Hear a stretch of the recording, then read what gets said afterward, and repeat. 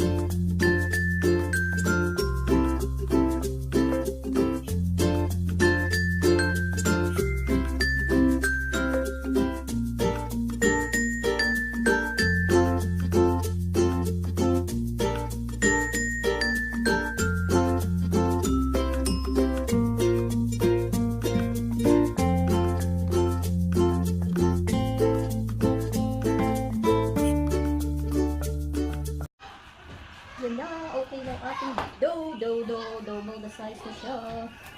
Okay. Pupukit natin. Mawala ang hangin.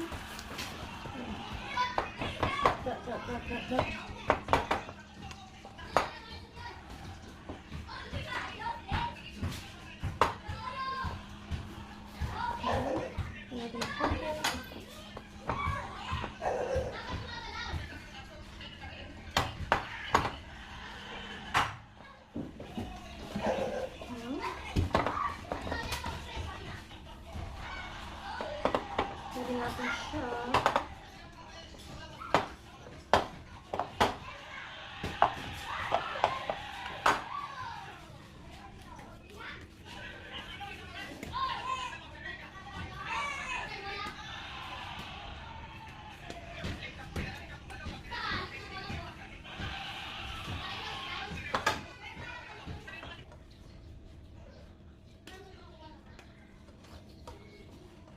Okay, kuha tayo. Ayan. Mga 15 grams. Pakalakihan natin.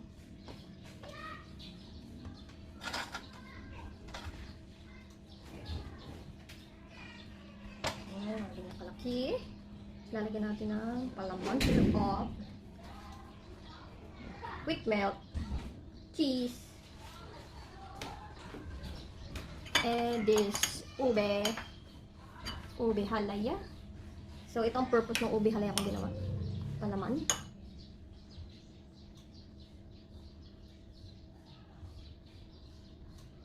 Kagat na.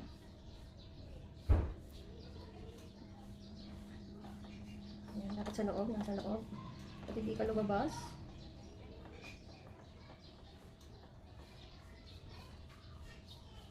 Ayan.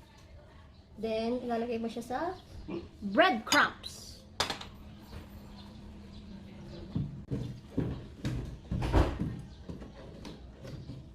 Tadad!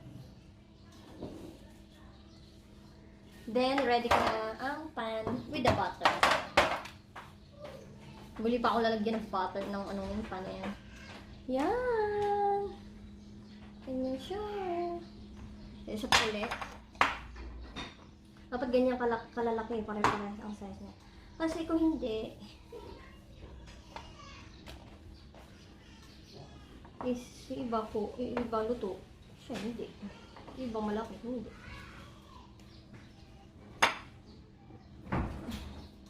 Wala kasi ako yung ano ng grams.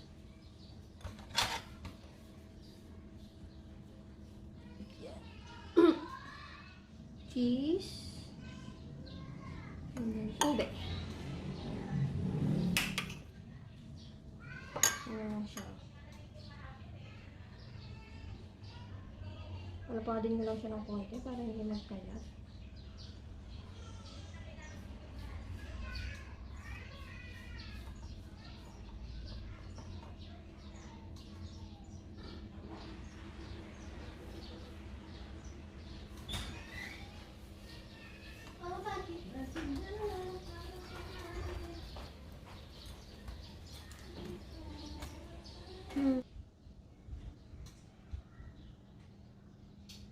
Yan na, mga KaPePen, i-bake na natin. So, sana gumana yung bake, yung oven natin.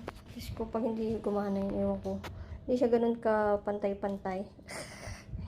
Lakas yung crumbs. Yan. Siguro may sunog dyan, may ano. Luto. Ayan na.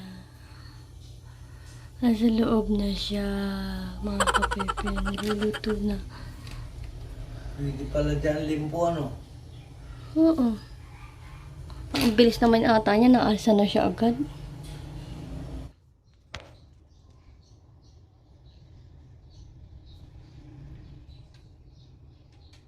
Yan na, nagiging pandesal na siya.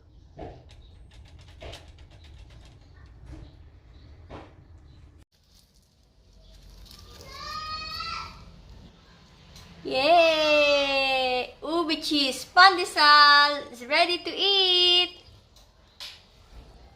Mmm!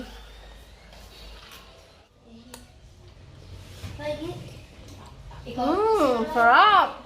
Wala lang cheese. Gusto ko may cheese. Bukot ka. May malasahan yung ube. Mmm! Sarap! Hindi kasi ano? Malaki kasi. Hindi! Konti nilagay kong ube powder. Kasi ang laki. Sa sunod, lagyan ko na maraming ube powder. Powder. Ano sa tinapay? Ayoko yan. Tapos marami pang filling ng ube.